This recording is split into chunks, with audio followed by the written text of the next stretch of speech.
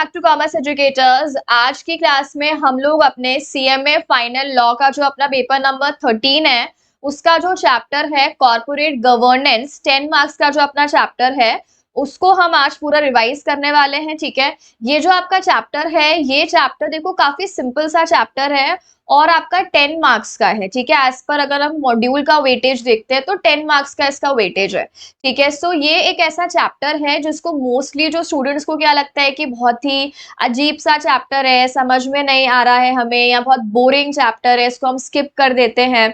तो ऐसी सारी चीजें हमारे माइंड्स में आती हैं। बट आप ये देखो कि ये जो चैप्टर है ना, ये इतना इजी चैप्टर है कि इसमें आप पूरी लॉ में अगर आप ये जो चैप्टर देखोगे तो ये एक ऐसा चैप्टर है जिसमें आप बहुत सारी चीजें ऐसी है जो आप अपने मन से लिख सकते हो। नॉर्मली क्या होता है कि हमें लॉ के प्रोविजन सेक्शंस जो होते हैं उसके अकॉर्डिंग ही आंसर करना होता है, बट इस चैप्टर में ऐसा नहीं है।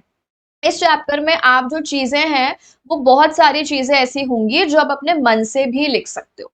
तो अगर ऐसा है कि हमें बस अंडरस्टैंडिंग हो जाए और हम अपनी ओन लैंग्वेज में बहुत सारी चीजें अच्छे से लिख सकते हैं और वो भी हमें 10 मार्क्स, और आप ये मानो कि आपका जो क्वेश्चन है वो 7 मार्क्स ईच आता है, सो आप इसको 10 मार्क्स ना सोच के आप ये जाओ कि यार 14 मार्क्स तक का आ सकता है ये। ठीक है, और ऑल्सो अपने पास में आपको पता है कि जो पेपर है उसमें आपके एक्स्ट्रा भी क्वेश्चंस होते हैं, यानी ऐसे तो है नहीं कि सिर्फ और सिर्फ आपका 100 मार्क्स का पेपर आता है, नहीं, आपके 2 क्वेश्चंस एक्स्ट्रा भी होते हैं। ठीक है, सो जिसमें से आपको 7 में से 5 ही क्वेश्चंस करने होते हैं। तो अब इस केस में आपको पता है कि क्वेश्चन इसमें से आ सकता है, और ये आप मानो ये जो ऐसा चैप्टर है ये फ्री का आपको मार्क्स देके जाएगा।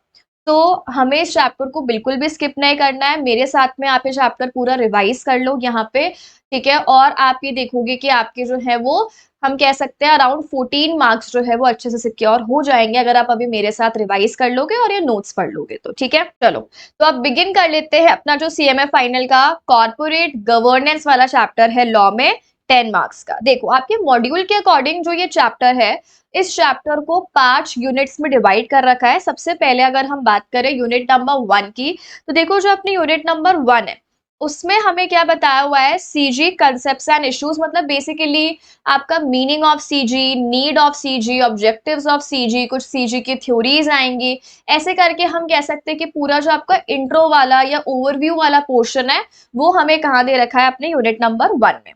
ठीक है, चलो बिगिन कर लेते हैं। देखो सबसे पहले अपने पास में 2 वर्ड्स है, एक है कॉर्पोरेट और एक है गवर्नेंस।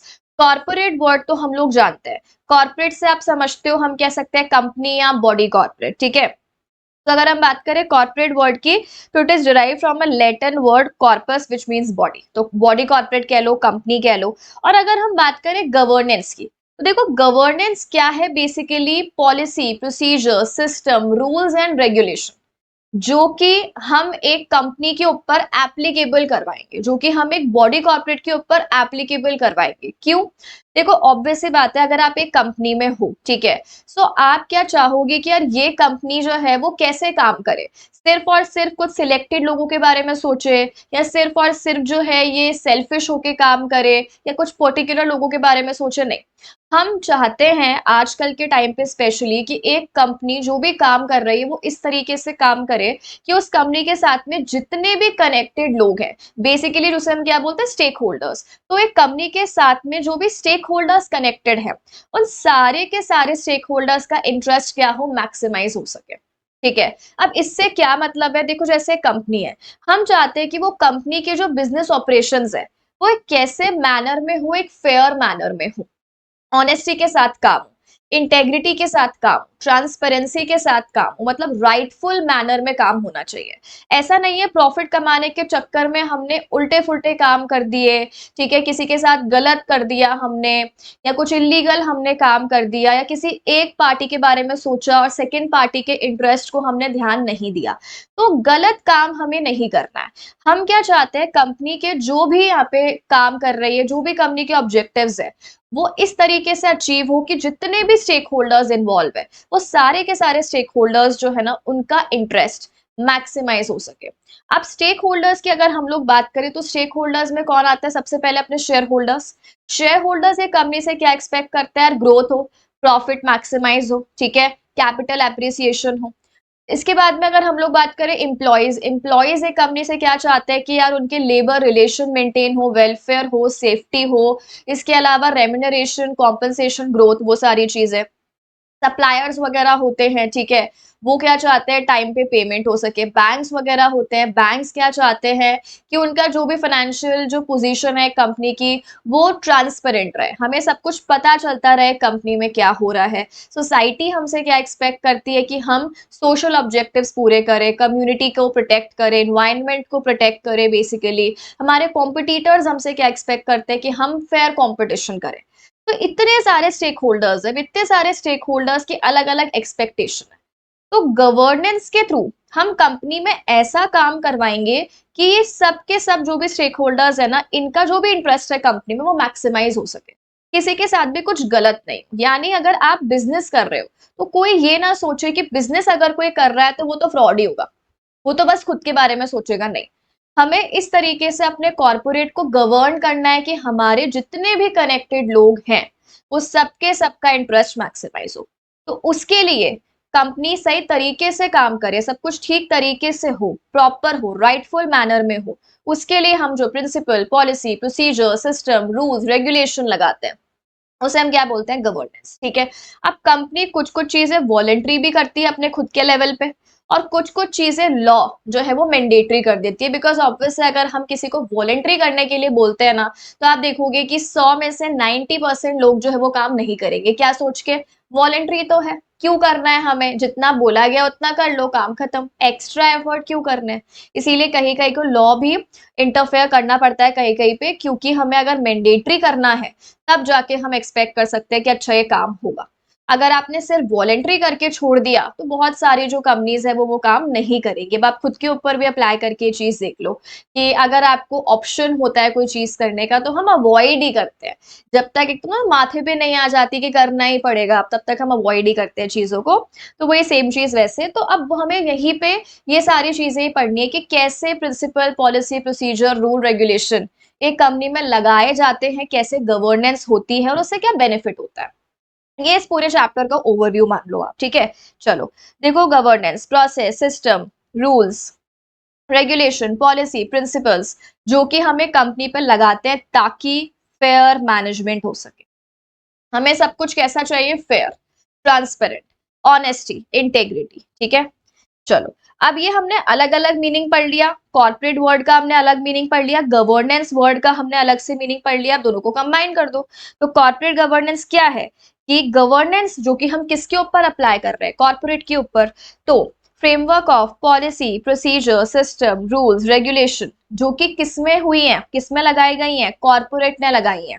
ठीक है, इससे क्या होगा, मैनेजमेंट अपना इफेक्टिव तरीके से हो पाएगा। ठीक है, सब कुछ ठीक तरीके से, राइट तरीके से होगा। ये अभी हमने बात की ही थी कि कॉर्पोरेट गवर्नेंस का जो अल्टीमेट ऑब्जेक्टिव होता है that is what, stakeholder का इंटरेस्ट मैक्सिमाइजेशन। तो जो भी हमारे कंपनी के स्टेक होल्डर्स है, अभी हमने सारे एग्जाम्पल लिए, स्टेक होल्डर समझ गए ना, जो भी लोग कंपनी के साथ में कनेक्टेड है उन सबका इंटरेस्ट सिक्योर होना चाहिए। एंड सब चीजें एथिक्स के साथ हो, एथिक्स मानते हैं, और ट्रांसपेरेंट होना चाहिए। ऑब्वियसली बात है, अगर आप ट्रांसपेरेंसी मेंटेन नहीं कर सकते, आपको चीजें छुपाने की जरूरत कब पड़ती है, जब आप गलत हो। तो अगर आप ट्रांसपेरेंट हो इसका मतलब आप चीजें भी सही कर रहे हो। तो CG is a system by which companies are directed and control. Company का जो है डायरेक्शन, कंट्रोलिंग, ये सारी की सारी चीजें गवर्नेंस मेक श्योर करता है कि कंपनी को किस तरीके से, किस डायरेक्शन में काम करना चाहिए, कंपनी को कंट्रोल कैसे करना चाहिए हमें, वो सब चीजें हम कहाँ पढ़ते हैं, कॉर्पोरेट गवर्नेंस। चलो अब आ जाओ, देखो अब आपका एक टॉपिक है heart of corporate governance. Heart of corporate governance basically क्या टॉपिक है कि कॉर्पोरेट गवर्नेंस जो है ना वो किस प्रिंसिपल्स पे काम करता है, क्या क्या मेनली इंपॉर्टेंट चीजें हैं, बेस मान लो आप कॉर्पोरेट गवर्नेंस का। क्या क्या है देखो, ट्रांसपेरेंसी, डिस्क्लोजर, अकाउंटेबिलिटी, इंटेग्रिटी। सबसे पहले हमें ट्रांसपेरेंट रहना है। हमें कोई भी चीज है कंपनी में हो रही है तो हमें छुपानी नहीं है। अब देखो, कंपनी में दो टाइप के लोग होते हैं, ये हम पढ़ते हैं, एक होते हैं शेयर होल्डर्स और एक होते हैं बीओडी। शेयर होल्डर्स 24/7 प्रेजेंट नहीं होते, बोर्ड पूरा मैनेज करता है। तो बोर्ड के पास में पूरी पावर्स है, वो चाहे तो बहुत इजीली चीजें मैनिपुलेट कर देगा। लेकिन बोर्ड को हम क्या बोलते हैं, एक एक चीज में आप ट्रांसपेरेंसी मेंटेन करो, एक एक चीज आपको बतानी है। कोई भी बात आपको छुपानी है क्या? नहीं, कोई भी चीज आपको छुपानी नहीं है। तो आप ट्रांसपेरेंट रहो। ट्रांसपेरेंट आप कैसे रहोगे? जब आप टाइम टू टाइम डिस्क्लोजर दोगे। जैसे आपने सुना होगा लिस्टेड कंपनीज होती हैं अपनी, तो लिस्टेड कंपनीज के ऊपर बहुत ज्यादा डिस्क्लोजर रिक्वायरमेंट्स है, क्वार्टरली बेसिस पे, हाफ ईयरली बेसिस पे, एनुअल तो रहती ही रहती है। इतने डिस्क्लोजर्स क्यों है? ताकि हमें हर एक चीज जो कंपनी में हो रही है, शेयर होल्डर्स को, स्टेक होल्डर्स को एंड रेगुलेटर्स को पता रहे, ताकि कुछ गलत नहीं हो पाए। एंड अकाउंटेबिलिटी क्रिएट करना मतलब आंसरेबिलिटी, ठीक है। इसका मतलब जो पर्सन को हमने जो काम दिया, अगर वो काम नहीं कर पाया तो क्यों नहीं कर पाया, तो उसको हम आंसरेबल हेल्ड करेंगे उसके लिए। एंड फाइनली इंटेग्रिटी, ऑनेस्टी हमें मेंटेन करनी है। तो ये चारों जो है वो क्या है? Heart of CG. अब आते हैं किस पे? Objectives of CG. देखो सबसे पहले ऑब्जेक्टिव की अगर हम लोग बात करें तो स्टेक होल्डर्स को सेटिस्फाई करना। फर्स्ट पॉइंट क्या हो गया? जो भी हमारे कंपनी के स्टेक होल्डर्स हैं वो खुश होने चाहिए। And balancing conflict of interest amongst them. उनके बीच में जो कॉन्फ्लिक्ट ऑफ इंटरेस्ट आ रहा है, मतलब देखो ऑब्वियसली बात है, इंप्लॉइज है, इंप्लॉइज क्या चाहते हैं? हमारी सैलरी हायर, और कस्टमर क्या चाहते हैं? प्राइसेस कम से कम हो, ठीक है। कॉन्फ्लिक्ट आया कि नहीं आया? क्योंकि अगर आप उनकी सैलरी बढ़ाओगे एम्प्लॉयज की, तो कंपनी को प्राइसेस भी तो ज्यादा चार्ज करनी होंगी ना अपने प्रोडक्ट्स की, तभी तो इतना प्रॉफिट आएगा। तब एक जो है stakeholder group, that is employees, वो खुश, तो कस्टमर जो है वो परेशान हो गए। सिमिलरली कस्टमर चाहते हैं कि कम प्राइस हो, अब वहां पे आप कम प्राइस रखोगे तो प्रॉफिट कम होगा, तो हम एम्प्लॉयज को सैलरी कम दे पाएंगे, अब वो नाराज हो जाएंगे। तो कैसे बैलेंस किया जाए जिससे एम्प्लॉयज भी खुश रहे और अपने जो है कस्टमर्स भी खुश रहे? तो कंपनी को किस पे ध्यान देना चाहिए? Efficient use of resources, wastage नहीं हो, कॉस्ट कटिंग हो। बैलेंस हो गया ना इस तरीके से? तो ये सारा काम कौन बताता है हमें? गवर्नेंस। नेक्स्ट वही है ट्रांसपेरेंट, लॉजिकल, जस्टिफिएबल पॉलिसी। सारी पॉलिसी ट्रांसपेरेंट रखो, छुपाना कुछ नहीं है, लॉजिक के अकॉर्डिंग होना चाहिए, और आप एक हर एक चीज का जस्टिफिकेशन दे सको कि हमने ये चीज क्यों की। Next ideal board composition. देखो बोर्ड ऑफ डायरेक्टर्स में है ना, अलग अलग टाइप के डायरेक्टर्स रखो, डाइवर्सिटी होनी चाहिए। कुछ लोग फाइनेंस में एक्सपर्ट हो, कुछ लोग लॉ में, कुछ लोग इकोनॉमिक्स में, अकाउंट्स में, अलग अलग फील्ड्स के लोग रखो। और अच्छा इसमें भी आपने पढ़ा होगा, एक होते हैं अपने एग्जीक्यूटिव डायरेक्टर्स, एक होते हैं अपने नॉन एग्जीक्यूटिव, इंडिपेंडेंट। तो ये सब चीजों से क्या होती है? एक तो स्किल्स, और हम कह सकते हैं कि जो नॉलेज है, एक्सपर्टीज है, उसका ब्लेंड आ जाएगा। इसके अलावा इंडिपेंडेंट जो डायरेक्टर्स है उसको भी इन्वॉल्व करोगे तो इंडिपेंडेंस अच्छी मेंटेन होगी, ठीक है। नेक्स्ट है ऑप्टिमम यूज ऑफ रिसोर्सेस। ये तो हमें लिखना ही होता है। ऑप्टिमम यूज ऑफ रिसोर्सेस का मतलब क्या होता है? कि आप रिसोर्सेस का ऐसा यूज करो कि हम क्या कह सकते हैं कि आपका जो प्रॉफिट है वो मैक्सिमाइज हो, बेनिफिट या आउटपुट मैक्सिमाइज हो, लॉसेस और वेस्टेज मिनिमाइज हो सके। रिस्क को हमें क्या करना है?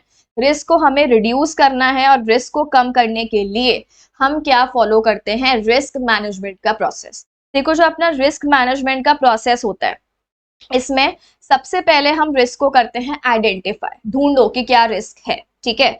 उसके बाद हम रिस्क को करते हैं एनालाइज और असेस, चेक करो कि रिस्क का लेवल क्या है, कि रिस्क हाई है, रिस्क मीडियम है या रिस्क लो है, चेक करो। And finally steps low risk को मिटिगेट करने के, हैंडल करने के, मैनेज करने के, रिड्यूस करने के।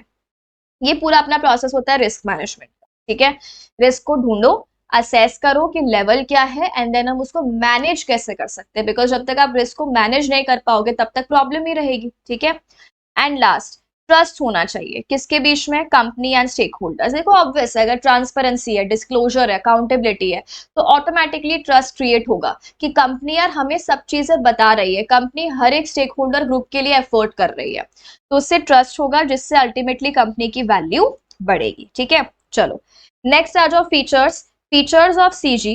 फीचर्स पढ़ने के लिए आप एक ट्रिक याद कर सकते हो, तुम वापस आओ। तो ठीक है, वो सेंटेंस बनाने के लिए लिख दिया मैंने, बट तुम्हें कितना सा याद रखना है? तुम और वापस, ठीक है।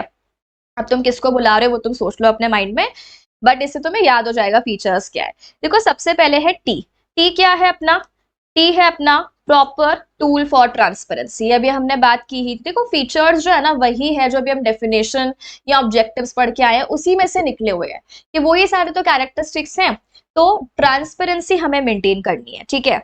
नेक्स्ट क्या आता है आपका? टी के बाद एम। एम क्या है? Prudent and participative management. आपका जो मैनेजमेंट है ना वो कैसा होना चाहिए? उससे अपनी पूरी इंटेलिजेंस और नॉलेज यूज करनी है। ऐसे नहीं है बस काम चलाओ हरकत कर ली, जितना हो रहा है उतना ठीक है, नहीं, आपको अपनी पूरी बेस्ट, हम कह सकते हैं, कैपेसिटी पे काम करना है, ताकि आप स्टेक होल्डर्स के बेनिफिट में काम कर पाओ, डिसीजन मेकिंग सही कर पाओ। नेक्स्ट है, तुम हो गया वापस का वी। वी क्या है? वैल्यू बढ़ानी। ऑब्वियस सी बात है, हर एक स्टेक होल्डर आपकी कंपनी के साथ जुड़ा है, तो वो क्या चाहता है कि जो आपकी एंटरप्राइज है उसकी वैल्यू बढ़े।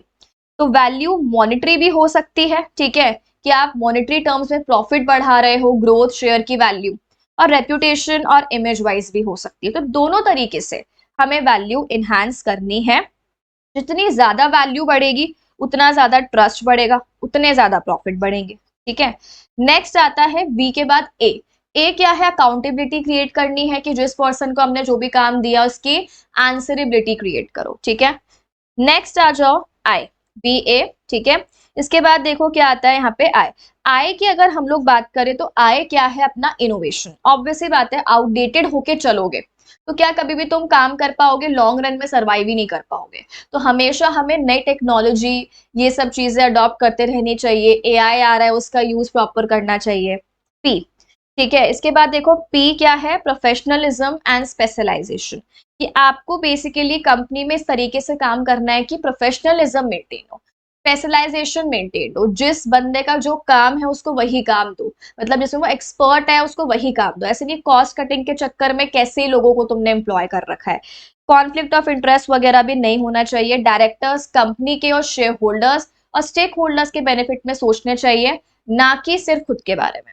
और लास्ट है अपना एस, स्टेक होल्डर रिकॉग्निशन। जितने भी स्टेक होल्डर्स है, अभी हमने स्टार्टिंग से बात किया, सिर्फ और सिर्फ तुम किसी एक स्टेक होल्डर पे फोकस करोगे ना तो कंपनी लॉन्ग रन में सरवाइव नहीं कर पाएगी। तुम सिर्फ ये सोचो कि हम शेयर होल्डर्स को खुश कर दें। शेयर होल्डर्स को खुश करोगे कैसे? प्रॉफिट देके, ग्रोथ देके। कस्टमर खुश नहीं है, कहां से लाओगे प्रॉफिट? एम्प्लॉय खुश नहीं है, प्रोडक्ट कैसे बनेगा, काम कैसे होगा? तो अगर बाकी लोग खुश नहीं है तो शेयर होल्डर्स खुश कैसे रहेंगे? तो जितने भी स्टेक होल्डर्स है ना, सबको रिकॉग्नाइज करो, ठीक है, और सबके फेवर में काम करो। तो ये अपना सारा क्या हो गया? फीचर्स, ठीक है। T M V A, P वाला पहले आएगा, then I and then S. चलो अब आ जाओ, नेक्स्ट है बेनिफिट्स। देखो वही है, सेम चीज है। सबसे पहले ग्रोथ आएगी, स्टेबिलिटी आएगी, हम कंपनी के फंड्स का यूज अच्छे तरीके से कर पाएंगे, बेटर यूज, क्योंकि वेस्टेज वगैरह कम होगा। कंपनी के रिसोर्सेज को अगेन बेटर मैनेज करेंगे, रिसोर्सेज का वेस्टेज कम होगा। इसके बाद में क्या बोला? Alliances with other company becomes easy. देखो क्या होता है, अगर आप एक अच्छी कंपनी हो, गवर्नेंस वाली कंपनी हो, लॉन्ग रन में सोचने वाली कंपनी हो सबके लिए, तो बाकी कंपनीज आपके साथ में जॉइंट वेंचर हो गया या मर्जर हो गया, उन सब में भी आना चाहेगी, या आपके साथ डील भी करना चाहेंगे लोग, ठीक है, कॉन्ट्रैक्ट में भी एंटर करना चाहेंगे। कॉम्पिटिटिव बेनिफिट मिलेगा, लोग आपको सिलेक्ट करेंगे ओवर आपके कॉम्पिटिटर्स। ऑब्वियस सी बात है, अगर आप अच्छे हो तो। रेपुटेशन बढ़ेगी कंपनी की, और अल्टीमेटली स्टेक होल्डर्स का ट्रस्ट और स्टेक होल्डर्स का कॉन्फिडेंस आपके ऊपर इंक्रीज होगा।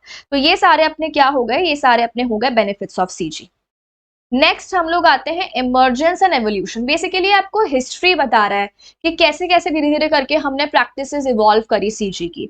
सबसे पहले क्या बोला कि देखो बहुत सारे क्या हुए थे? कॉर्पोरेट फ्रॉड्स एंड फेलियर्स हुए थे। जैसे आपने सत्यम कंप्यूटर्स का स्कैम सुना होगा, आपने एनरॉन नाम से स्कैम सुना होगा। ये तो इवन हम कहते हैं कि जो सत्यम कंप्यूटर्स है वो एक स्मॉल स्केल पे है, जो एनरॉन स्कैम है ना वो वर्ल्ड लेवल पे हुआ था, ग्लोबल लेवल पे। और सत्यम स्कैम आपका इंडिया लेवल पे हुआ था। क्यों? बिकॉज गवर्नेंस की कमी थी, ठीक है। क्लास में तो मैं आपको ये पूरा स्कैम बताती हूँ कि कैसे कैसे हुआ था, बट अभी हम डिस्कस नहीं कर रहे हैं इसको ऑब्वियसली। नेक्स्ट है जो भी अपने इंस्टीट्यूशनल इन्वेस्टर्स है। देखो एक होता है इंडिविजुअल इन्वेस्टर, नॉर्मल इंडिविजुअल, एक होते हैं इंस्टीट्यूशनल इन्वेस्टर। बैंक्स हो गए, इंश्योरेंस कंपनीज हो गई, म्यूचुअल फंड्स हो गए, ये सब किस में आते हैं? जो इंस्टीट्यूशंस हैं जो इन्वेस्ट करते हैं। तो ये लोग ऑब्वियसली बात है, इनका जो पैसा इन्वेस्ट करते हैं ये लोग, ऐसे तो है नहीं कि 2-4 रुपए इन्वेस्ट करें, ह्यूज अमाउंट इन्वेस्ट करते हैं, वो भी पब्लिक से लेके। तो इनको बहुत ज्यादा इंपॉर्टेंट है गवर्नेंस पे ध्यान देना कि कंपनी की गवर्नेंस कैसी है। रिटेल इन्वेस्टर्स जो है उनको भी, जो आपके छोटे मोटे इंडिविजुअल इन्वेस्टर्स है उनको भी इंफॉर्मेशन चाहिए होती है। नेक्स्ट है अब normal volatility in the share price leads to speculation, need for transparency. अचानक से आपने देखा होगा किसी कंपनी के शेयर्स है, अचानक से उनकी प्राइसेस बढ़ गई, फिर अचानक से कम हो गई, फिर बढ़ गई, तो आपको समझ में नहीं आ रहा कि इतने फ्लक्चुएशंस क्यों हैं, कंपनी में ऐसा क्या होता रहता है। तो हमें ट्रांसपेरेंसी चाहिए कि यार अचानक से प्राइसेस बढ़ रही है, कम हो रही है, हमें बताओ क्यों हो रहा है ऐसा। Next, opening of company information and public domain, transparency maintain होगी तो उसकी वजह से। इसके बाद है shift from stakeholder, sorry, shift from shareholder theory to stakeholder theory. ये इंपॉर्टेंट पॉइंट है। देखो, पहले की कंपनी सिर्फ और सिर्फ किस पे फोकस करती थी? Share holder. जैसे अभी हमने बात की, शेयर होल्डर खुश होना चाहिए, हमारा वो ओनर है, भगवान है भाई। बट अब कंपनीज को रियलाइज हो रहा है कि यार जब तक तुम बाकी सबको खुश नहीं रखोगे, शेयर होल्डर खुश नहीं रह सकता। प्रॉफिट तुम तभी कमाओगे जब तुम लॉन्ग रन में सरवाइव कर पाओ, और तुम लॉन्ग रन में सरवाइव कब कर पाओगे? जब तुम्हारे सारे स्टेक होल्डर्स खुश हैं, employees, community, society, regulator, government, सब। ठीक है।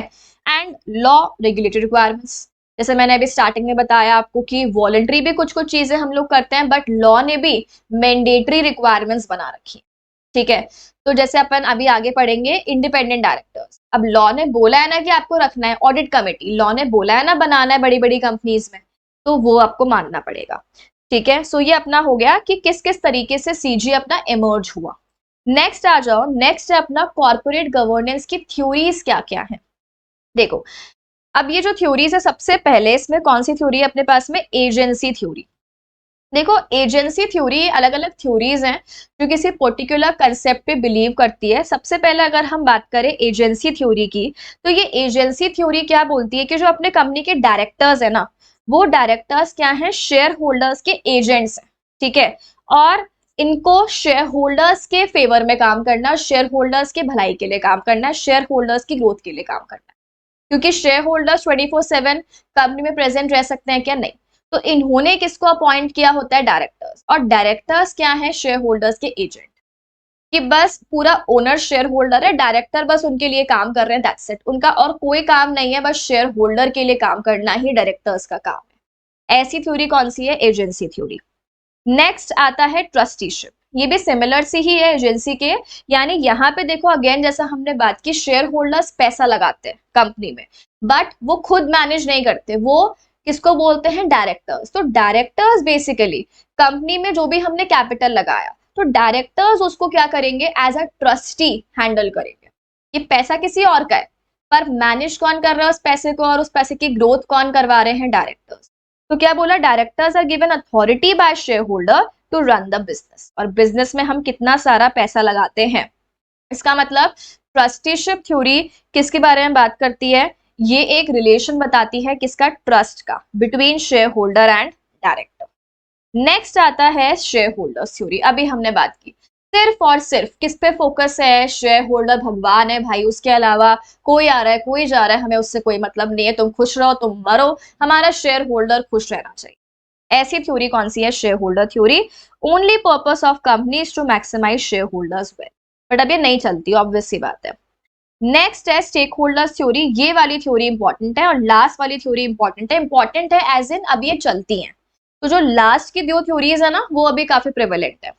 तो stakeholder theory considers wide range of stakeholders other than shareholders. Shareholders के अलावा भी बहुत सारे लोग हैं कंपनी के स्टेक होल्डर्स, उनके बारे में सोचना चाहिए और सबके इंटरेस्ट को बैलेंस करना चाहिए। जैसे अभी हमने एग्जांपल लिया था कस्टमर और एम्प्लॉयज का, वो आप पे आ जाएगा। और लास्ट अपना क्या है? Stewardship theory. देखो, स्टीवर्डशिप थ्योरी का मतलब क्या है कि जैसे आप हो, अब आप यहाँ पे मान लो कि अगर आपने आपने कंपनी बना दी एज अ शेयर होल्डर। अब आपने कंपनी बना के डायरेक्टर्स को पूरी पावर दे दी, क्या? कि तुम कंपनी को रन करो। अब तुम दो सिचुएशन सोचो। एक सिचुएशन तो कैसी हो सकती है जहां पे डायरेक्टर सिर्फ होता है ना, बस जितना जरूरत है, जितना आपने बोला है उतना उतना हम काम करेंगे। एक होता है एक्स्ट्रा एफर्ट लगाना। इसका मतलब एक सिचुएशन में डायरेक्टर बस अपना होता है ना एहसान करने के लिए काम कर रहा है, एक सिचुएशन में डायरेक्टर ऐसे काम कर रहा है मन लगा के जैसे कंपनी उसकी खुद की कंपनी है। तो स्टीवर्डशिप थ्योरी क्या बोलती है? स्टीवर्डशिप थ्योरी ये बोलती है कि यार डायरेक्टर्स को इस तरीके से काम करना चाहिए, ये मानते हुए काम करना चाहिए कि कंपनी हमारी खुद की है। भले ही आप ओनर्स नहीं हो, पर जब तक आप खुद की ओनरशिप मानकर काम नहीं करोगे ना, तब तक हमेशा आप वो काम 100% जो है उसमें नहीं दे पाओगे। जैसे कभी कभी ऐसे होता है कि हमारा फ्रेंड होता है, वो हमें कुछ काम देता है कि यार नोट्स लिख के दे दे, मैं फ्री नहीं हूँ, मुझे कहीं जाना है। अब उसके नोट्स लिखते हो, कैसे? एहसान करके नहीं लिखते, गंदी हैंडराइटिंग में लिख दोगे, आधा लिख दिया आधा उड़ा दिया, क्योंकि आपको पता है मेरा काम नहीं है। ठीक है, मैं उसके लिए इतना कर रहा हूँ ना, उतना ही बहुत है उसके लिए। पर अगर आपके खुद के नोट्स होते हैं, कितना ध्यान से लिखते हो, पेन भी चेंज करते हैं बहुत लोग, तो अभी भी बहुत सारे बच्चे ऐसे व्हाइटनर का भी यूज करते हैं, भाई एग्जाम में मत कर लेना। ठीक है, सो वही चीज है, जब हम खुद की मान के कोई चीज करते हैं ना, तो हम उसमें अपना 100% डिवोशन देते हैं। तो डायरेक्टर्स को भी कंपनी को ये नहीं मानना है कि यार शेयर होल्डर्स की है, लॉस होगा तो उनका होगा। उनको ये सोचना है कि यार ये कंपनी हमारी है, हमें ऐसे काम करना चाहिए कि इस कंपनी का प्रॉफिट हो, क्योंकि अगर कंपनी की ग्रोथ होगी तो अल्टीमेटली हमारी भी ग्रोथ होगी। ये सोचकर काम करोगे तो कंपनी का लॉन्ग रन में वेलफेयर डेफिनेट है। ठीक है, तो ऐसी थ्योरी को हम क्या बोलेंगे, स्टीवर्डशिप थ्योरी। तो ये अपने 5 टाइप की कॉर्पोरेट गवर्नेंस थ्योरीज हो गई।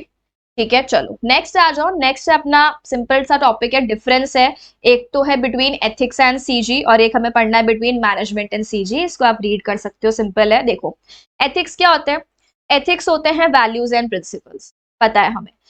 और सीजी हमने पढ़ा, methods of CG should be with ethical values but methods are important. देखो, एथिक्स तो क्या है, वैल्यूज। सीजी क्या है? सीजी बोलता है कि एथिकल तरीके से काम करने के लिए क्या प्रोसेस लगाना है, क्या मेथड लगाना है, वो मेथड सीजी है। ठीक है, वो मेथड लगा के हम एथिक्स मानेंगे, बट वो मेथड क्या है, सीजी। और वो वैल्यू क्या है, एथिक्स। ठीक है, जैसे यहाँ पे क्या बोला, inner self of an individual which reflects at work place. जैसे एक पर्सन है, अब वो पर्सन ऑनेस्टली काम करता है, इंटेग्रिटी मेंटेन करता है, बिल्कुल भी करप्शन नहीं करता है, बिल्कुल ब्राइब नहीं एक्सेप्ट करता है, तो उस बंदे के एथिक्स है। ठीक है, अब दूसरी चीज, अगर हमें क्या करना है, हम चाहते हैं कि पूरी कंपनी में एथिक्स मेंटेन हो, पूरी कंपनी में ब्राइबरी नहीं ली जाए, करप्शन नहीं किया जाए, उसके लिए हम क्या एफर्ट लेते हैं, उसके लिए हम क्या मेथड लगाते हैं, क्या प्रोसेस बना हुआ है। वो प्रोसेस क्या है, वो प्रोसेस है कॉर्पोरेट गवर्नेंस। ठीक है, और एथिक्स सब लेवल्स पे होते हैं। गवर्नेंस, देखो ऑब्वियसली बात है, गवर्नेंस है rule regulation policy principal method, ये लगाने का काम किसका होता है, टॉप लेवल, क्योंकि पॉलिसी कहाँ बनती है, टॉप लेवल पे। एथिक्स अपने मन से आ जाते हैं। गवर्नेंस हमें पढ़ना पड़ता है, एक्सपीरियंस करना पड़ता है खुद को, कि कंपनी में कैसे कैसे चीजें करवाए हम लोगों से। ठीक है, एंड रेगुलेशन इंपॉर्टेंट नहीं है, ऑब्वियसली बात है, एथिक्स आपके खुद के पर्सनल होते हैं। आपको याद होगा इंटर में हम पढ़ते हैं ना पूरा चैप्टर लॉ में एथिक्स का, तो एथिक्स अपने मन से आता है। आपको चोरी नहीं करनी, वो आपके मन से ही आएगा। लेकिन गवर्नेंस हमें, जैसे हमने बात की कि मैंडेटरी भी करवाना पड़ता है कभी कभी, कि सबके सब लोग नहीं मान रहे कंपनी के लिए, क्यों करें, हम नहीं करेंगे, तो हमें करवाना पड़ता है। तो सीजी इज रेगुलेटेड, लॉ ने बोला हुआ है कि आपको ये काम करना पड़ेगा, बिकॉज हम एक लार्ज स्केल पे कंपनी में करवा रहे हैं। ठीक है, चलो इसको आप रीड कर लेना, सिंपल है। नेक्स्ट आ जाओ, difference between management and CG. देखो, मैनेजमेंट आपको पता है कि मैनेजमेंट में सबसे पहले हम ऑब्जेक्टिव्स और टारगेट्स सेटअप करते हैं। ठीक है, और गवर्नेंस में वही सेम चीज डेफिनेशन बोली है कि हम एथिक्स से काम करें, उसके लिए जो हम मेथड्स लगाते हैं वो क्या है, गवर्नेंस। डेफिनेशन है दोनों की, यहाँ पे आप लिख सकते हो डेफिनेशन। नेक्स्ट, मैनेजमेंट भी हर लेवल पे होता है। अभी हमने बात की थी गवर्नेंस टॉप लेवल पे होता है, क्योंकि पॉलिसी प्रोसीजर मेथड कौन बनाते हैं, टॉप लेवल के लोग। नेक्स्ट है मैनेजमेंट एमर्जेस विद सिचुएशन। देखो क्या होता है यहाँ पे कि मैनेजमेंट फिक्स नहीं है, हम सिचुएशन टू सिचुएशन डिसाइड करेंगे कि हमें सिचुएशन में क्या करना चाहिए। तो मैनेजमेंट स्ट्रैटेजीज जो है वो अलग अलग सिचुएशन के लिए हमें डिसाइड करनी होगी कि अच्छा इस सिचुएशन में ऐसे मैनेज करो, इस सिचुएशन में ऐसे मैनेज करो, तो वो सिचुएशन के साथ आता है। एंड यहाँ पे हम ओवर द पीरियड उसको एक्सपीरियंस करते हैं कि क्या चीजें हमारे लिए वर्क कर रही है, क्या वर्क नहीं कर रही है, देन हम एक लॉ बना देते हैं। तो मैनेजमेंट के लिए आपको ऐसा कोई लॉ नहीं मिलेगा, मैनेजमेंट के लिए स्टेप्स बता देते हैं, करती कंपनी खुद है। सीजी के लिए हम लॉ बना देते हैं। ठीक है, वही चीज, regulation are not important, company के अपने खुद के रूल्स हो सकते हैं मैनेजमेंट में, बट सीजी में रेगुलेशंस आर इंपॉर्टेंट।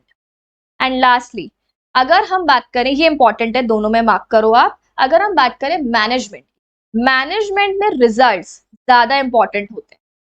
आपका ऑब्जेक्टिव पूरा हो गया ना, हमें वही चाहिए था, आप पास हो गए ना, हमें वही चाहिए, दैट इज मैनेजमेंट। कि आपने अपने जो है टाइम को ऐसे मैनेज किया, रिसोर्सेज को ऐसे मैनेज किया, फ्रेंडशिप्स को ऐसे मैनेज किया कि आप पास हो गए। तरीका क्या लगाया आपने, उससे मैनेजमेंट को कोई फर्क नहीं पड़ता, मतलब प्रोसेस में। और अगर हम बात करें सीजी, तो सीजी में एंड रिजल्ट से ज्यादा क्या इंपॉर्टेंट है, means how you do it, कि आपका मेथड क्या है, मेथड जो है वो एथिकल होना चाहिए। तो यहाँ पे एंड्स पे फोकस ज्यादा होता है और यहाँ पे मीन्स पे फोकस ज्यादा होता है। ठीक है, चलो ये हो गया अपना difference between management and CG, and with this we are done with unit number 1। काफी सिंपल सी आपकी यूनिट है, यूनिट नंबर 1। ठीक है, चलो अब आ जाओ अपने यूनिट नंबर 2 पे। देखो यूनिट नंबर 2 क्या है, सीजी प्रैक्टिसेस या कोड्स इन इंडिया। इसमें बेसिकली हमें देखना है कि इंडिया में क्या क्या एफर्ट हो रहे हैं टुवर्ड्स कॉर्पोरेट गवर्नेंस। इसके अलावा इस चैप्टर में बेसिकली इस यूनिट में हम लोग और क्या देखेंगे, कुछ कुछ कमिटीज उनकी रिकमेंडेशंस क्या है। तो वो रिकमेंडेशंस वाला पार्ट हम एकदम एंड में करेंगे इस वाले यूनिट के। पहले हम इंडिया में कंपनीज में क्या क्या चीजें हो रही है वो देख लेते हैं। ठीक है, देखो सबसे पहले क्या बोला, प्रिंसिपल्स ऑफ गुड गवर्नेंस। अभी हमने बात की कि जो भी आपकी पॉलिसीज हैं वो पॉलिसीज आपको कहाँ बनानी होती है, ऑब्वियसली टॉप लेवल पे। और फिर टॉप लेवल पे बनाते हो तभी जाके हम कह सकते हैं कि मिडिल लेवल लोअर लेवल तक लोग उसको मानेंगे। इसके बाद देखो क्या बोला, board level. Board level good governance, अगर हम बात करें कि डायरेक्टर्स के लेवल पे गवर्नेंस अच्छी कैसे होगी, उसके लिए बहुत सारे रेगुलेशंस हैं, बहुत सारे डिस्क्लोजर है। अब क्या रेगुलेशन है, क्या डिस्क्लोजर है, वो कहाँ कहाँ पर बताए हुए हैं। कुछ कुछ चीजें ऑब्वियसली कंपनीज एक्ट में दी हुई है और कुछ कुछ चीजें सेबी की एलओडीआर रेगुलेशन में दी हुई है। सेबी की रेगुलेशंस एप्लीकेबल होती हैं किसके ऊपर, एक लिस्टेड कंपनी के ऊपर। तो जो भी एक लिस्टेड कंपनी है उसे क्या मानना होता है, सेबी एलओडीआर का full form listing obligation disclosure requirement regulations 2015। तो अब इसमें दे रखा है आपको रेगुलेशन। और अगर हम बात करें बिलो बोर्ड लेवल, तो देखो बिलो बोर्ड लेवल पे क्या है, जो भी आपका सीनियर मैनेजमेंट वाले लोग होते हैं तो उसके लिए कुछ गवर्नेंस प्रैक्टिसेस वगैरह जो है बनती कहाँ पर है, बोर्ड लेवल पे। बट ऑब्वियस है सिर्फ डायरेक्टर्स को माननी है ये तो नहीं होगा, सबको माननी है। तो उसके लिए टॉप डाउन अप्रोच है कि डायरेक्टर्स से होते हुए मैनेजमेंट पे आएगी, top management and middle management, lower management, employees, उस तरीके से वो फॉलो करती है। For example whistle blower policy. अब आपने अगर सुना होगा विसिल ब्लोअर पॉलिसी, तो ये हम पढ़ते भी है, वैसे लॉ में आता है अपने। तो विसिल ब्लोअर पॉलिसी क्या होती है, जहां पे अगर कंपनी में कोई भी फ्रॉड हो रहा है, कुछ भी गलत काम हो रहा है, तो कुछ पर्सन को मान लो पता चला कि कुछ गलत हो रहा है, तो वो सीक्रेटली उस चीज को क्या करेगा, डिस्क्लोज करेगा। और वहां पे उस पर्सन की हम आइडेंटिटी रिवील होने नहीं देते हैं जिसने भी डिस्क्लोज करा है। इससे क्या होता है कि फ्रॉड का हमें पता चल जाता है। सो इस तरीके से पॉलिसीज हम बना सकते हैं। ठीक है, चलो अब आ जाओ नेक्स्ट टॉपिक आपका इंपॉर्टेंट है, इंडिपेंडेंट डायरेक्टर। देखो इंडिपेंडेंट डायरेक्टर की डेफिनेशन जो है, ये सारे प्रोविजन तो अपने कंपनीज एक्ट में आते हैं। यहाँ पर आपको क्या बताया है कि इंडिपेंडेंट डायरेक्टर की ड्यूटीज, राइट्स, पावर्स, ये सब चीजें क्या क्या है। तो देखो क्या बोला, शेड्यूल 4 ऑफ कंपनीज एक्ट में हमें क्या दिया हुआ है, इंडिपेंडेंट डायरेक्टर की क्वालिफिकेशन, ड्यूटी एंड क्या कोड ऑफ एथिक्स है जो उनको मानना है। देखो ऑब्वियस है, अगर हम बात करें कंपनी में डायरेक्टर्स, तो डायरेक्टर्स का एक ब्लेंड होता है, एग्जीक्यूटिव, नॉन एग्जीक्यूटिव, इंडिपेंडेंट। हमें इंडिपेंडेंट डायरेक्टर चाहिए जो किसी भी पर्सन के, किसी भी ग्रुप के फेवर करते हुए ना सोचें, एकदम अनबायस्ड एंड इंडिपेंडेंट जजमेंट दे सके। ठीक है, तो अब देखो क्या बोला कि इनके क्या क्या रोल्स एंड फंक्शंस हैं। सबसे पहले क्या लेकर आएंगे, ये इंडिपेंडेंट जजमेंट। ऑब्वियस सी बात है, कंपनी में जो भी काम हो रहा है, जैसे स्ट्रैटेजी बनानी है, कोड ऑफ कंडक्ट है, रिस्क मैनेजमेंट है, हर किसी चीज में इनका जजमेंट आएगा independent. Next objective view, partial view नहीं होना चाहिए, बायस्ड व्यू नहीं होना चाहिए। किसके regarding, evaluation of board performance, कि डायरेक्टर्स कैसा काम कर रहे हैं, मैनेजमेंट कैसा काम कर रहा है। अब आप उन्हीं से पूछोगे कि आप बताओ कि ये डायरेक्टर कैसा काम कर रहा है, तो अब जो एग्जीक्यूटिव वाले लोग होते हैं वो बायस्ड होते हैं कि तू मेरी तारीफ कर, मैं तुम्हारी कर दूंगा, अच्छा अच्छा लिख देंगे। बट इंडिपेंडेंट डायरेक्टर बिना बायस के बताएगा करेक्टली कि कौन सा बोर्ड ऑफ डायरेक्टर में से कौन सा डायरेक्टर कैसा काम कर रहा है। Next, look into integrity of financial information. देखो बेसिकली वही कि आपकी जो भी इंफॉर्मेशन है, एसेट, लायबिलिटी, प्रॉफिट लॉस, सही है, ट्रू एंड फेयर है कि नहीं है। जो आपके आईसीएस लगते हैं फाइनेंशियल वाले, वो सही है कि नहीं है। रिस्क मैनेजमेंट सिस्टम प्रॉपरली काम कर रहा है कि नहीं कर रहा है, ये चेक करेगा इंडिपेंडेंट डायरेक्टर। नेक्स्ट, सारे स्टेक होल्डर्स के इंटरेस्ट के बारे में सोचेगा, ऑब्वियस सी बात है। Next, balance the conflicting interest. जैसे हमने स्टार्टिंग में एग्जाम्पल लिया था, एम्प्लॉय और कस्टमर का इंटरेस्ट आपस में कॉन्फ्लिक्टिंग हो सकता है। डायरेक्टर्स का इंटरेस्ट जो है खुद वो कॉन्फ्लिक्ट कर सकता है किसी दूसरे से, मान लो रेगुलेटर के इंटरेस्ट के साथ में, या जैसे मान लो कि हम जो है वो क्या कर रहे हैं, प्राइस वॉर में एंटर कर लेते हैं, किसके साथ में, अपनी कॉम्पीटिंग कंपनी के साथ में। तो कॉन्फ्लिक्टिंग इंटरेस्ट जो है ना उसको हम कैसे बैलेंस करें कि हमारे सारे स्टेक होल्डर्स खुश रहें, ये मेक श्योर कौन करेगा? Independent director. नेक्स्ट सिंपल है, रेम्यूनरेशन डिसाइड करो एग्जीक्यूटिव की, केएमपी की, मैनेजमेंट की। तो कैसे उनको मिलना चाहिए? उनके काम के अकॉर्डिंग, स्किल्स के अकॉर्डिंग, टैलेंट के अकॉर्डिंग। नेक्स्ट है इंपॉर्टेंट रोल प्ले करना है अपॉइंटमेंट और रिमूवल किसका? KMP, executive, management. नेक्स्ट वही है कॉन्फ्लिक्ट ऑफ इंटरेस्ट, किसके बीच में हो सकता है? मैनेजमेंट और स्टेक होल्डर्स के बीच में भी हो सकता है। स्टेक होल्डर्स चाहते हैं इन्फॉर्मेशन दो, हमें इन्वॉल्व करो हर चीज में। मैनेजमेंट क्या बोल रहा है? टाइम खराब करते हो फालतू में, हर चीज में आके टांग अड़ाते हो तुम लोग, हम तो नहीं बता रहे। तो कॉन्फ्लिक्टिंग हो सकती है चीजें, तो उसको मैनेज करेगा। Last, assist the company in implementing best CG practices, company की हेल्प करेगा ताकि जो भी आपकी गवर्नेंस प्रैक्टिसेस हैं बेस्ट वो फॉलो हो सके। नेक्स्ट क्या बोला और क्या करना है उसे? Ethical standards of integrity. देखो खुद जो है एथिक्स नहीं मान रहे हो, दूसरों को ज्ञान दे रहे हो, खुद ब्राइब ले रहे हो, दूसरों को बोल रहे हो मत लो, ऐसा नहीं होना चाहिए, पहले खुद को भी तो मानना चाहिए ना एथिक्स। नेक्स्ट है डिवोट टाइम एंड अटेंशन। देखो कभी कभी क्या होता है कि एक डायरेक्टर बहुत सारी कंपनी की क्या कर रहा होता है, मतलब अपॉइंटमेंट वहां पे वो ले रखा होता है, तो वो अलग अलग कंपनीज में जो है वो एज अ डायरेक्टर काम कर रहा है, या अलग अलग कंपनी का वो क्या है? इंडिपेंडेंट डायरेक्टर है। तो उससे क्या होता है कि वो सफिशिएंट टाइम नहीं दे पाता किसी एक पर्टिकुलर कंपनी को, तो वो नहीं होना चाहिए। आप उतनी ही कंपनीज हैंडल करो जितनी आपके पास टाइम है, कि आप हर एक कंपनी को अच्छी इंपॉर्टेंस दे सको। अपने पावर का मिसयूज नहीं करना है, ये नहीं बोलना है कि अब मैं डायरेक्टर हूं, मेरे पास इतनी इंफॉर्मेशन है, चुपचाप मेरे लिए ऐसे काम करो वरना मैं इंफॉर्मेशन लीक कर दूंगा। अपनी पावर का मिसयूज नहीं करना है। Next, not allow any extraneous consideration, ऐसी कोई भी चीज आपको अलाउ नहीं करनी है जिसकी वजह से आपकी इंडिपेंडेंस हैम्पर हो। जैसे मान लो कंपनी ने आपको ऑडी गिफ्ट कर दी, अब हो सकता है ना कि वो कंपनी आपको गिफ्ट दे रही है, ठीक है, या प्राइवेट जेट, ठीक है, कुछ भी ऐसा कोई गिफ्ट दे दी जिसकी वजह से आपको लग रहा है कि यार अब कंपनी का एहसान हो गया मेरे ऊपर, अब मुझे कंपनी के डायरेक्टर्स के लिए अच्छा ही बोलना पड़ेगा। ऐसी कोई सी भी चीज जिसकी वजह से यू फील लाइक आपका इंडिपेंडेंट जजमेंट हैम्पर होगा, आपको उसमें नहीं इन्वॉल्व होना चाहिए।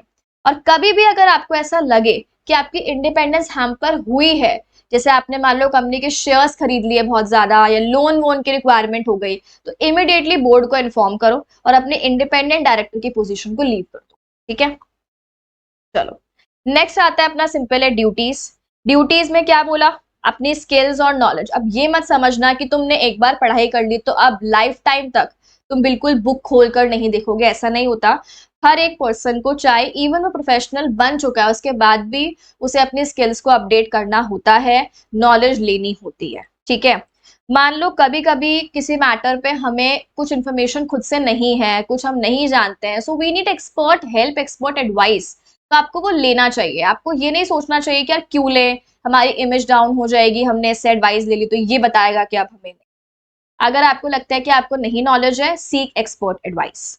नेक्स्ट, जितनी भी बोर्ड मीटिंग्स हैं और जितनी भी कमिटी मीटिंग्स, जैसे for example audit committee meeting है, सीएसआर कमेटी मीटिंग्स है, आप उसमें इन्वॉल्व हो।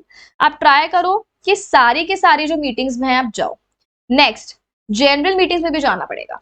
ऑब्वियस है, मीटिंग्स में बिना जाए आप कैसे अपना इंडिपेंडेंट जजमेंट दोगे, ठीक है। Participate actively in all the committees. देखो जो भी आप कमिटी के मेंबर हो, जैसे ऑडिट कमेटी के मेंबर हो, एनआरसी के मेंबर हो, जिस भी कमिटी के आप मेंबर हो उसमें आप पार्टिसिपेशन रखो अपना एक्टिव।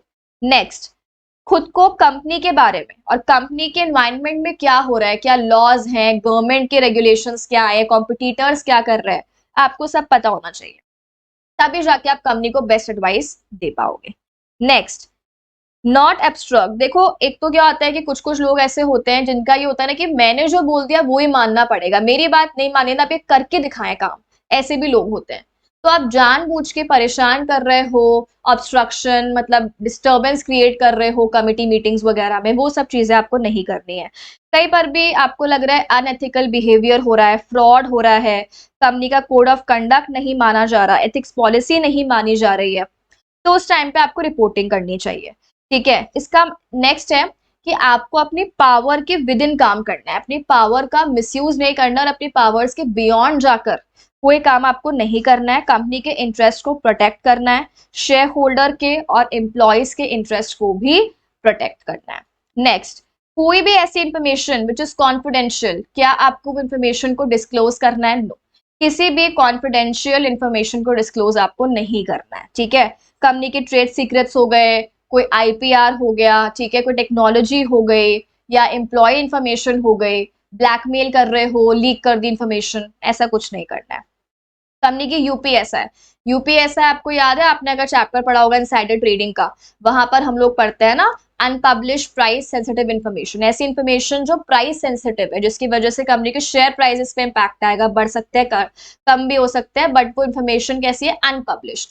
ऑब्वियस है, बीइंग अ डायरेक्टर आपको पता होगा, आपको उस इन्फॉर्मेशन को शेयर नहीं करना है अननेसेसरी, ठीक है। सो ये सारी आपकी क्या हो गई? ये सारी आपकी ड्यूटीज हो गई।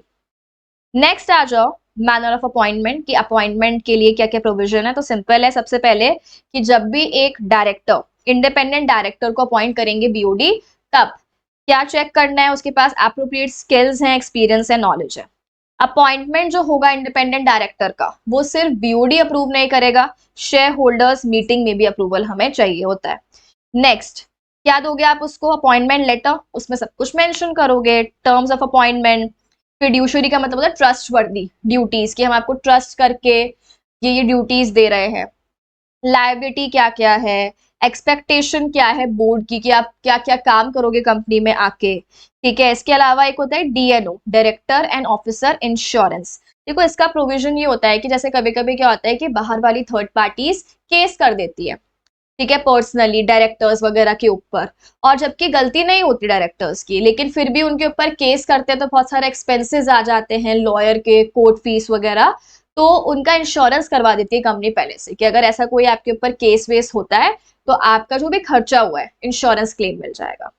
तो अगर वो प्रोविजन है तो वो भी लिख के दे दो। एंड कोड ऑफ एथिक्स क्या मानने हैं बीइंग अ इंडिपेंडेंट डायरेक्टर, आपको वो भी लिख दो, ठीक है। सो ये अपना पूरा टॉपिक हो गया इंडिपेंडेंट डायरेक्टर का, ये काफी इंपॉर्टेंट है, ठीक है। इसमें जो डेफिनेशन वगैरह है वो अपनी कंपनीज एक्ट में आती है। चलो अब आ जाओ, नेक्स्ट है, नेक्स्ट एक टॉपिक है सिंपल सा, सीजी रेटिंग्स। देखो क्या होता है कि अब जो बड़े बड़े इन्वेस्टर्स हैं, जैसे कौन से वाले? इंस्टीट्यूशन वाले, है ना, जैसे म्यूचुअल फंड्स हो गए अपने, इंश्योरेंस कंपनीज हो गई, बैंक्स हो गए, या नॉर्मल इन्वेस्टर्स भी हो गए अपने, तो ये लोग जानना चाहते हैं कि यार एक कंपनी का कॉर्पोरेट गवर्नेंस कैसा है, क्योंकि अगर एक कंपनी का गवर्नेंस बेकार होगा तो उनकी वैल्यू नहीं बढ़ेगी, ऑब्वियस है। और अगर किसी कंपनी का गवर्नेंस अच्छा होगा तो वैल्यू क्रिएशन होगी। तो यहाँ पे क्या बोला है? यहाँ पे यही बोला गया है कि कंपनी का कॉर्पोरेट गवर्नेंस सिस्टम कैसा है, उसको क्या दो? उसको रेटिंग्स दो, उसे हम बोलते हैं सीजी रेटिंग्स, ठीक है। अब जो बहुत बड़ी बड़ी रेटिंग एजेंसीज होती हैं, ठीक है, वो रेटिंग्स देती हैं कि एक कंपनी का जो है वो सीजी कैसा है। तो ये बोला है कि रेटिंग्स 5 पैरामीटर्स पे देंगे। सबसे पहले क्या बोला कि आप कंपनी जो है उसका क्या कॉर्पोरेट गवर्नेंस की प्रैक्टिसेस हैं, वो इंफॉर्मेशन आप दो। किसको? Stake holders. मतलब बेसिकली यहाँ पे कंपनी ट्रांसपेरेंसी मेंटेन कर रही है कि नहीं कर रही है। तो ट्रांसपेरेंसी एंड डिस्क्लोजर है कंपनी में, है तो अच्छी रेटिंग मिलेगी, नहीं है तो रेटिंग बेकार होगी। Next, enable corporate to obtain independent assessment of quality and extent of CG compliance. क्या एक कंपनी सीजी के लिए जो भी कंप्लायंसेस लग रहे हैं एज पर लॉ, वो मान रही है या नहीं मान रही है, क्वालिटी मेंटेन कर रही है या नहीं कर रही है, उसको भी हम चेक कर पाएंगे। नेक्स्ट हम ये देख पाएंगे रेटिंग से कि कंपनी की रिलेटिव स्टैंडिंग क्या है, कि मान लो इस इंडस्ट्री में 10 कंपनीज हैं, ठीक है, फूड सेक्टर हो गया, आईटी सेक्टर हो गया, 10 कंपनीज हैं, तो वो 10 कंपनीज में से आपकी कंपनी किस रैंकिंग पे आती है सीजी प्रैक्टिसेस पे? मान लो आपकी कंपनी 10th पे आती है, बिल्कुल घटिया गवर्नेंस, तो वो हम देख पाएंगे कि कंपैरिजन कर पाएंगे यार हमारी कंपनी की स्टैंडिंग क्या है। नेक्स्ट क्या बोला कि ये जो है वो हेल्प करेगा टू सेट अ बेंचमार्क, एक रेफरेंस, कि जैसे पिछली बार हमारी रेटिंग्स में हम 3rd पे आए थे, इस बार हमें और बेटर होके 2nd पे आना है, या ये कंपनी हमसे बेटर कर रही है, ये 1st पे आ रही है, हमें 1st पे आना है। तो एक बेंचमार्क सेट होगा, एक रेफरेंस पॉइंट सेट होगा। नेक्स्ट, इन्वेस्टर्स अगेन डिफरेंशिएट कर पाएंगे कि कौन सी कंपनी सीजी मान रही है, कौन सी कंपनी सीजी नहीं मान रही है। तो ये सारी चीजें हमें पता चल पाएंगी अगर कॉर्पोरेट गवर्नेंस रेटिंग्स मिलती हैं कंपनी को, ठीक है। और ये कौन देती है? बड़ी बड़ी एजेंसीज होती हैं जो रेटिंग्स वगैरह प्रोवाइड करती हैं, वो सब। अब आ जाओ, ये आपको बेसिकली बताया है कि जो भी हम यहाँ पे रेटिंग्स देंगे, तो हम जो मतलब एजेंसीज है वो एजेंसीज अगेन क्या क्या चीजें चेक करेगी कि इस चीज से वो ये आइडेंटिफाई करेगी गवर्नेंस अच्छी है कि नहीं है। अब देखो वो चीजें क्या क्या है। सबसे पहले क्या है आपका बोर्ड स्ट्रक्चर, कि बोर्ड में कितने डायरेक्टर्स हैं, इंडिपेंडेंट कितने हैं, एग्जीक्यूटिव नॉन एग्जीक्यूटिव, ठीक है वो सब। शेयर होल्डर के राइट्स क्या क्या हैं, माने जा रहे हैं क्या, ओनरशिप कंट्रोल, प्रोफेशनलिज्म कैसा है, डिस्क्लोजर कैसा है, कंप्लायंस विद लॉ कैसा है, मार्केट प्राइस ऑफ शेयर्स कैसी है, रिस्क मैनेजमेंट कंपनी कर रही है नहीं कर रही है, अकाउंटिंग, इन्वेस्टर को जो प्रॉब्लम्स है वो सॉल्व हो रही है नहीं हो रही है, कस्टमर की ग्रीवियंसेस सॉल्व हो रही है नहीं हो रही है, और एक कंपनी के सीएसआर के लिए कंपनी क्या क्या कर रही है। ये सब चीजें हमें चेक करनी होती है गवर्नेंस बेसिकली, और फिर हम उसके बेसिस पे रेटिंग्स देते हैं। इसके अलावा एक इंपॉर्टेंट मार्क करो, एक जो हम लोग रेटिंग देंगे वो रेटिंग हम किस बेसिस पे देंगे, ईएसजी। ईएसजी क्या है, environmental social and governance rating. ESG क्या है, environmental social and governance rating.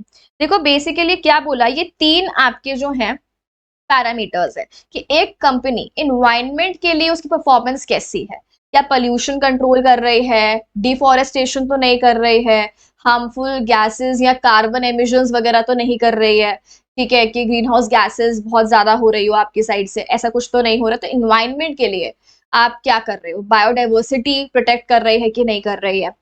Social में सोसाइटी के लिए आप क्या कर रहे हो, सोसाइटी का वेलफेयर हो रहा है कि नहीं हो रहा है, आपके एम्प्लॉयज खुश है कि नहीं है, ठीक है। एंड गवर्नेंस अभी हम पढ़े रहे हैं कि एथिकल ट्रांसपेरेंट चीजें हो रही है कि नहीं हो रही है, एथिक्स माना जा रहा है कि नहीं माना जा रहा है। तो इसके ऊपर भी रेटिंग्स प्रोवाइड की जाती है कि कंपनी का ईएसजी कैसा है। नेक्स्ट टॉपिक जो है ना आपका वो इंपॉर्टेंट है। देखो बेसिकली क्या बोला है यहाँ पे कि जो भी आपकी लिस्टेड कंपनीज है ना उनको क्या देनी है, कंप्लायंस रिपोर्ट देनी है। देखो लिस्टेड कंपनीज में ऑब्वियसली इंटरेस्ट जो है वो ज्यादा होता है पब्लिक का, बिकॉज पब्लिक के बहुत सारे लोगों का पैसा लगा हुआ है। तो वहां पे जो सेबी है ना वो कंपलसरी कर देता है कि आपने कंप्लायंस की है कि नहीं है, मैंडेटरी रिपोर्टिंग करके बताओ कि आपने कंप्लायंस की है क्या। तो लिस्टेड कंपनी को कंप्लायंस की रिपोर्ट देनी होती है। देखो क्या बोला, as per regulation 27(2) of SEBI LODR regulation, listed entity is required, क्या सबमिट करनी है उसे, एक तो क्वार्टरली कंप्लायंस रिपोर्ट कि क्या वो कॉर्पोरेट गवर्नेंस मान रही है कि नहीं मान रही है, कॉर्पोरेट गवर्नेंस के जो भी प्रोविजन एप्लीकेबल होते हैं वो आपने माने हैं कि नहीं माने। हर क्वार्टर में आपको एक रिपोर्ट लगा के देनी है, किसको सबमिट करनी है, स्टॉक एक्सचेंज को, जिसके ऊपर भी आप लिस्टेड हो, एनएससी है या बीएससी है जो भी है, ठीक है। सो आपको क्वार्टरली एक कंप्लायंस रिपोर्ट देनी पड़ेगी। अच्छा इसके अलावा क्या बोला कि आपको सिर्फ क्वार्टरली नहीं देनी है, क्वार्टरली तो देनी है, उसके अलावा भी देनी है, और सबके लिए अलग अलग फॉर्मेट है कि क्वार्टरली देनी है तो उसका फॉर्मेट इस एनेक्शर में है, हाफ ईयरली का फॉर्मेट इस एनेक्शर में है, तो अलग अलग आपको फॉर्मेट्स दे रखे हैं।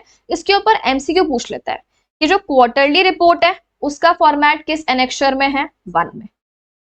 End of the financial year देनी है तो उसका फॉर्मेट किस एनेक्शर में है, 2 में। एंड ऑफ 6 मंथ्स देनी है from the close of financial year खत्म हो गया तो ईयर एंड के बाद के 6 महीने में आपको रिपोर्ट देनी है, तो at the end of 6 months from the close of financial year, annexure 3। और उसके बाद एक हाफ ईयरली वाला भी इंट्रोड्यूस कर दिया, पहले क्या था क्वार्टरली और एनुअल था, हाफ ईयरली वाला भी इंट्रोड्यूस कर दिया on half yearly basis with effect from financial year 21-22। ये पहले तो क्या था ईयर एंड के बाद दे दो, ठीक है 6 महीने में। अब क्या बोला, नहीं क्वार्टरली तो देनी है, इसके बाद हर 6 महीने में भी देनी है, तो क्या बोला ऑन हाफ ईयरली बेसिस। तो ये अलग अलग फॉर्मेट्स हैं, अलग अलग फॉर्मेट्स आपको दे रखे हैं एनेक्शर 1, 2, 3, 4 में। एमसीक्यू पूछ सकता है कि end of the financial year का एनेक्शर 1 में है, 2 में है, 3 में है कि 4 में, तो आपको टिक करना होगा 2 में, ठीक है, इस तरीके से। चलो तो ये अपना पूरा क्या हो गया यहाँ पे, कॉर्पोरेट गवर्नेंस रेटिंग्स एंड ये compliance report by listed entities. चलो अब आ जाओ, नेक्स्ट है अपना टॉपिक रिकमेंडेशन। अब ये थोड़ा सा आपको याद करना होगा, ये हमें कुछ अलग अलग कमिटीज बताई हैं। ये कमिटीज जो है ना वो रिकमेंडेशन देती है कि यार पर्टिकुलर कंपनी को अपने सीजी प्रैक्टिसेस में क्या क्या चीजें माननी चाहिए, तो वो रिकमेंडेशन देती है अलग अलग। तो देखो सबसे पहले रिकमेंडेशन किसने दी है, कैडबरी कमिटी। कैडबरी कमिटी जो है वो कहाँ की है, यूएस की है, ठीक है।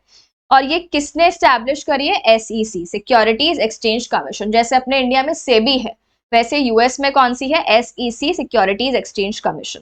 अब इसने रिकमेंडेशन क्या क्या दी, ठीक है, मानना नहीं मानना वो लॉ डिसाइड करेगा कि लॉ में मैंडेटरी हो जाएंगे, ये कमिटी उन्हें रिकमेंडेशन दे रही है। सबसे पहले इसकी रिकमेंडेशन क्या है, ओनली लिस्टेड कंपनी क्या बनाएगी, ऑडिट कमेटी, और उसको डिस्क्लोज करेगी कि हमने कमेटी बनाई है। डिस्क्लोज कहाँ करेगी, एनुअल रिपोर्ट, ठीक है। तो ये रिकमेंडेशंस हैं इनकी, रीड कर लेना एक बारी। एक्सटर्नल ऑडिटर कंपनी का और जो फाइनेंस डायरेक्टर है, इन दोनों को, एक तो स्टैट्यूटरी ऑडिटर और एक फाइनेंस डायरेक्टर, इन दोनों को ऑडिट कमेटी की मीटिंग्स अटेंड करनी चाहिए। बाकी डायरेक्टर्स चाहे तो आ सकते हैं, पर इनको करनी चाहिए इन दो को। तो audit committee should discuss scope of audit with auditor, scope क्या रहेगा ऑडिट का वो डिस्कस करेगी एंड रिव्यू करेगी, ऑडिट कैसे हुआ, एंगेजमेंट लेटर कैसा है, ये तो अपन नॉर्मली पढ़ते ही है ना, ठीक है, अपने कंपनीज एक्ट में आता है अकाउंट्स एंड ऑडिट वाले चैप्टर में। Audit committee to have authority to investigate matters can seek external advice, ये भी आता है अपने ऑडिट कमेटी में, जो पावर्स वगैरह है ऑडिट कमेटी की, कि ऑडिट कमेटी इन्वेस्टिगेशन कर सकती है, ऑडिट कमेटी चाहे तो एक्सटर्नल एडवाइस भी ले सकती है, ये भी हमने पढ़ा हुआ है। नेक्स्ट है चेयरपर्सन ऑफ ऑडिट कमेटी, इसको एजीएम में आना पड़ेगा क्वेरीज आंसर करके। हम कह सकते हैं ऑलमोस्ट ये सारी की सारी चीजें अपने इंडिया में भी एप्लीकेबल होती है, ठीक है। तो ये रिकमेंडेशन किसकी हो गई, ये हो गई कैडबरी कमेटी यूएसए। तो बेसिकली इसमें ऑलमोस्ट हम कह सकते हैं जो भी रिकमेंडेशंस हैं वो किससे रिलेटेड हैं, ऑडिट कमेटी से रिलेटेड है, ठीक है। चलो, ये तो थी यूएस की, बाकी इंडिया की कमिटीज हैं। एक है अपनी कौन सी, राहुल बजाज कमेटी। इसमें क्या बोला, लिस्टेड कंपनी जिसका टर्नओवर कितना है 100 करोड़ और पेड अप कितना है 20 करोड़, इन दोनों में से जो भी लेस अमाउंट है, ठीक है, उस वाली कंपनी को क्या सेटअप करना है, audit committee within 2 years from the date it reaches the threshold. Basically ये कहीं पर भी एप्लीकेबल नहीं हुआ, इसका रिकमेंडेशन था। तो अभी जो ऑडिट कमेटी के लिमिट्स हैं, लिस्टेड कंपनी पे तो मैंडेटरी है ही, और अनलिस्टेड कंपनीज पर लिमिट्स है। बट ठीक है, ये हमें इस कमेटी की रिकमेंडेशन दे रखी है, तो मान लो बाय चांस क्वेश्चन आया तो एक बार थोड़ा सा इसको याद रख लेना कि इसने बताया था कि ऐसी कंपनी लिस्टेड जिसकी लिमिट्स में आ रही है उसको मैंडेटरी सेटअप करनी होगी audit committee. Next, audit committee should assist the board for effective supervision of the financial reporting process. Basic है कि ऑडिट कमेटी को हेल्प करना चाहिए, किसको, बोर्ड को, ताकि जो आपका फाइनेंशियल रिपोर्टिंग का पूरा प्रोसेस है वो पूरा प्रोसेस सही तरीके से हो जाए, है ना। तो देखो ऑडिट कमेटी का काम अल्टीमेटली फाइनेंस और अकाउंट्स और ऑडिट से रिलेटेड होता है, तो हेल्प वगैरह कर दो बोर्ड को। And audit committee should interact with statutory and internal auditor to ascertain the quality of accounts. मतलब बेसिकली कमेटी को किसके साथ में बात करनी चाहिए, स्टैट्यूटरी और इंटरनल ऑडिटर। क्यों बात करनी चाहिए, ताकि वो ये जान पाए कि कंपनी के जो अकाउंट्स हैं उसकी क्वालिटी कैसी है, ठीक है। चलो, तो ये अपना कौन सा हो गया, राहुल बजाज कमेटी। नेक्स्ट आ जाओ, नेक्स्ट अपनी कौन सी कमेटी है, के आर चंद्रती कमेटी, ठीक है। अब देखो इसने भी क्या बताया कि लिमिट बताई है, ऐसी कंपनी जिसका पेड अप कितना है 5 करोड़, उनके पास क्या होनी चाहिए, ऑडिट कमेटी। और क्या बोला कि उन्होंने कमेटी बनाई है, ये चीज को डिस्क्लोज कहाँ पे कर दो, रिपोर्ट में, ठीक है। तो अल्टीमेटली ये रिकमेंडेशंस जो है ना, जैसे लिमिट्स वाली, ये एप्लीकेबल नहीं हुई है, अपनी लिमिट्स अभी अलग ही हैं, तो वो हम पढ़ते ही हैं कंपनीज एक्ट में, है ना। तो auditor, internal auditor, finance director, इन सबको कमेटी की मीटिंग अटेंड करनी है, कौन सी वाली, ऑडिट कमेटी की मीटिंग, नॉर्मल है। देखो क्योंकि ऑब्वियस ही बात है, ऑडिट कमेटी की मीटिंग्स जो होती हैं उसमें पूरा डिस्कशन होता है फाइनेंस का, अकाउंट्स का, ऑडिट का। तो क्या बोला, जो अपने ऑडिटर्स हैं, जो अपना फाइनेंस डायरेक्टर है, उसको आना चाहिए, यहाँ पे प्रेजेंट होना चाहिए। अब वो प्रेजेंट होगा पर वोटिंग नहीं करेगा, बिकॉज ऑब्वियसली बात है यार, वोटिंग पावर किसके पास रहेगी, जो मेंबर ऑफ कमेटी है। नेक्स्ट, ऑडिट कमेटी को पीरियोडिकली डिस्कस करना है विद ऑडिटर, नॉर्मल पढ़ते ही हैं हम लोग आईसीएस के बारे में, ऑडिट के स्कोप के बारे में। नेक्स्ट, ऑडिट कमेटी के पास अथॉरिटी टू इन्वेस्टिगेट है एंड एक्सटर्नल एडवाइस भी ले सकती है, ये भी हम हमेशा पढ़ते हैं। तो ये वाला पॉइंट, ये वाला पॉइंट, ये वाला पॉइंट, ये सब अपने एप्लीकेबल है देखा जाए तो कंपनीज पे। और ये वाला भी है, chairman of audit committee shall be present in AGM of the company, ठीक है, ये भी अपना आता ही है। तो ये सब रिकमेंडेशन किसने दी है, के आर चंद्रती कमेटी ने दी है। नेक्स्ट आ जाओ, कुमार मंगलम बिरला कमेटी इंडिया की है, इसने क्या क्या रिकमेंडेशन दी है। First, representatives of financial institution not to be a part of board except in the case of default। ये बोल रहा है कि जो भी बैंक्स हैं, जो भी एफआई हैं, उनके लोग अपने कंपनी में बीओडी पे आके डायरेक्टर नहीं बनने चाहिए।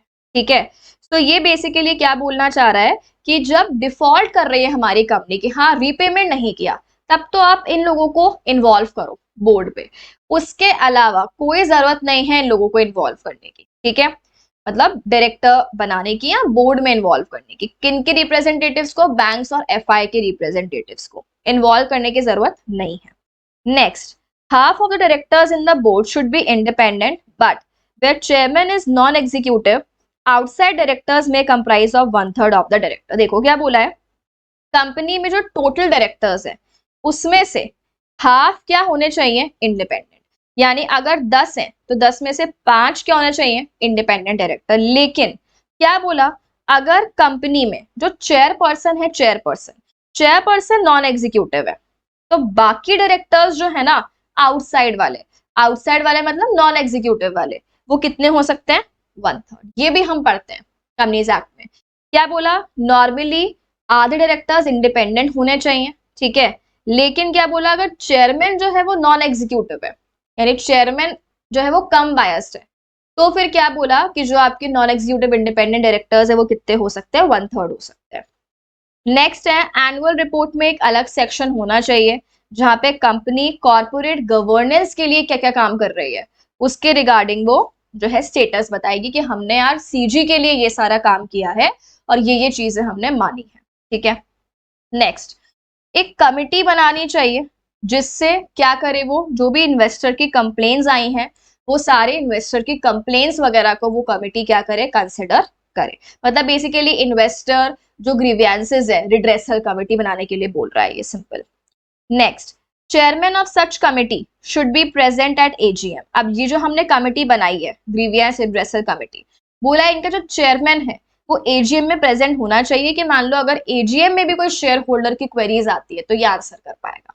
ठीक है, तो ये अपना हो गया। इसके बाद में ऑडिट कमिटी की बात बोली है कि ऑडिट कमिटी में कम से कम 3 क्या होंगे? Non executive directors. ठीक है, अब आपको पता होगा, ये हम कंपनीज एक्ट में पढ़ते हैं, एक एग्जीक्यूटिव होते हैं, ठीक है, जो होल टाइम होते हैं, नॉन एग्जीक्यूटिव वाले पार्ट टाइम होते हैं, और एक इंडिपेंडेंट होते हैं जो बिल्कुल भी बायस नहीं होते। तो ये बोल रहा है कम से कम 3 नॉन एग्जीक्यूटिव डायरेक्टर्स होने चाहिए और उसमें से मेजोरिटी इंडिपेंडेंट होने चाहिए। मतलब अगर 3 है तो 3 का मेजोरिटी 2, तो 2 क्या होंगे? इंडिपेंडेंट। अब ये कंफ्यूज मत होना, नॉन एग्जीक्यूटिव मतलब पार्ट टाइम, और इंडिपेंडेंट जो इंडिपेंडेंट डायरेक्टर की डेफिनेशन में आ रहे हैं, बिल्कुल भी बायस नहीं। ठीक है, चलो नेक्स्ट है, इन्वेस्टिगेट कर सकती है फाइनेंशियल डिफॉल्ट को। ये तो सिंपल है, ये हम हर टॉपिक में पढ़ ही रहे हैं, तो ये वाला पॉइंट तो कॉमन है जो आप हर कमिटी में लिख के आ सकते हो कि ऑडिट कमिटी को इन्वेस्टिगेशन करना है क्या चीज के बारे में, जहां पर भी डिफॉल्ट हो रही है या वो एक्सटर्नल एडवाइस ले सकते हैं। कुछ कुछ कॉमन पॉइंट है वो आप सब जगह पे लिख के ही आओगे। नेक्स्ट, एनुअल रिपोर्ट में डिटेल्स होगा किसका? जो भी नए डायरेक्टर्स हैं उनकी क्वालिफिकेशन का, उनका रेज्यूमे, उनकी क्वालिफिकेशन, सब कुछ आपको डिस्क्लोज करनी है। कहां पर? एनुअल रिपोर्ट में, कि यार हमने नए डायरेक्टर्स का अपॉइंटमेंट तो किया है, तो वो जो नए डायरेक्टर्स हैं वो क्या क्वालिफिकेशन कैरी करते हैं।